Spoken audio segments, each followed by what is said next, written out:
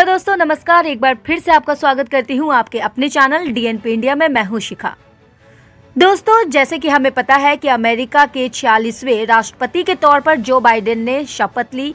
इस शपथ के साथ ही डोनाल्ड ट्रंप की विदाई भी हुई और बाइडेन का व्हाइट हाउस में गृह प्रवेश भी हुआ। अब इसी के बीच एक खबर सामने आ रही है, जहां जो बाइडेन के आते ही सऊदी अरब और यूएई को लेकर बड़ा फैसला लिया है। तो चलिए दोस्तों, आपको बताते हैं कि आखिर वो फैसला क्या है।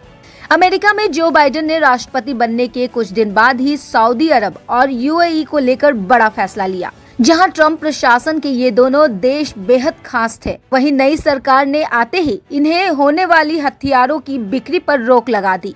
इस समय अमेरिका उन हथियारों की बिक्री की समीक्षा कर रहा है जिन्हें पूर्व राष्ट्रपति डोनाल्ड ट्रंप ने मंजूरी दी थी। इस फैसले को विदेश मंत्री एंटनी बेलिकेस ने जरूरी बताया। इसे लेकर एक प्रेस ब्रीफिंग में बेलिकेस ने कहा कि समीक्षा करने का उद्देश्य ये सुनिश्चित करता है इससे हमारी रणनीति और उद्देश्य विदेश नीति आगे बढ़ रही है या नहीं। ये वही है जो इस समय किया जा रहा है। इससे पहले वॉल स्ट्रीट जर्नल ने कहा था कि बाइडेन प्रशासन ने दो देशों को होने वाली अरबों डॉलर की हथियारों की बिक्री पर अस्थायी रूप से रोक लगा दी है। तो चलिए दोस्तों, हम आपको बताते हैं कि आखिर ऐसा कौन कौन सा हथियार है जिसे जो बाइडेन ने बिक्री पर रोक लगा दी है। जिन हथियारों पर रोक लगाई गई है उनमें सऊदी अरब को दिए जाने वाली उच्च क्षमता वाली मिसाइल और यूएई को दिए जाने वाले F-35 लड़ाकू विमान शामिल है।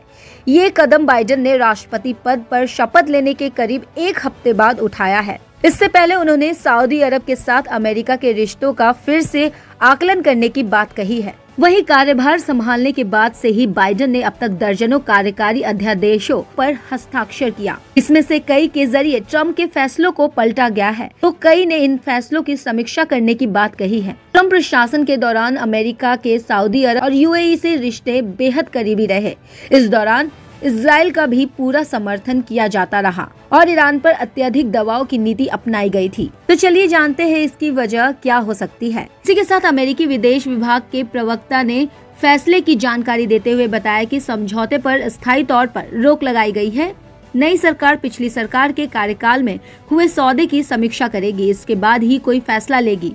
जानकारों का मानना है कि सऊदी अरब और यूएई यमन में जिस तरह आक्रमण रुख अपना रहे हैं उससे मानवाधिकारों का हनन हो रहा है और इसी के चलते बाइडेन प्रशासन ने रक्षा समझौता पर रोक लगाई है ताकि दोनों देशों को स्पष्ट संदेश जा सके कि अमेरिका इस मुद्दे पर गंभीर है। प्रवक्ता ने आगे ये भी कहा कि जब भी कोई नई सरकार सत्ता में आती है इस तरह के फैसले लिए जाते हैं। हम चाहते हैं कि पारदर्शिता बनी रहे। हम ये भी चाहते हैं कि हमारे सहयोगियों की सुरक्षा जरूरतों को प्राथमिकता के आधार पर पूरा किया जाए। बता दें कि ट्रंप ने यूएई को इस शर्त पर F-35 बेचने पर सहमति जताई थी कि वो इजराइल को मान्यता देगा। उनके कोशिश के चलते ही दोनों देशों के रिश्ते सामान्य हुए। लिहाजा अब ये सवाल खड़ा हो गया है कि क्या यूएई अपने रुख पर कायम रहेगा। वहीं ट्रंप ने ईरान पर दबाव बनाने के लिए इजराइल, सऊदी अरब और यूएई के साथ अपने संबंधों को काफी मजबूत बनाया था। यूएस ने यूएई के साथ 23 अरब डॉलर की डिफेंस डील की थी,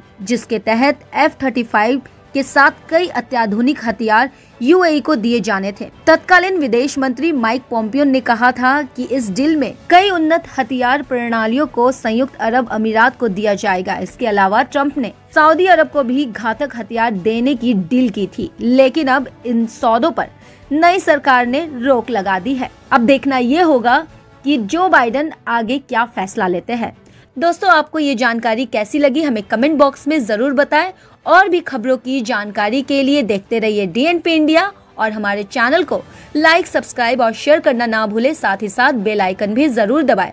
तब तक के लिए नमस्कार।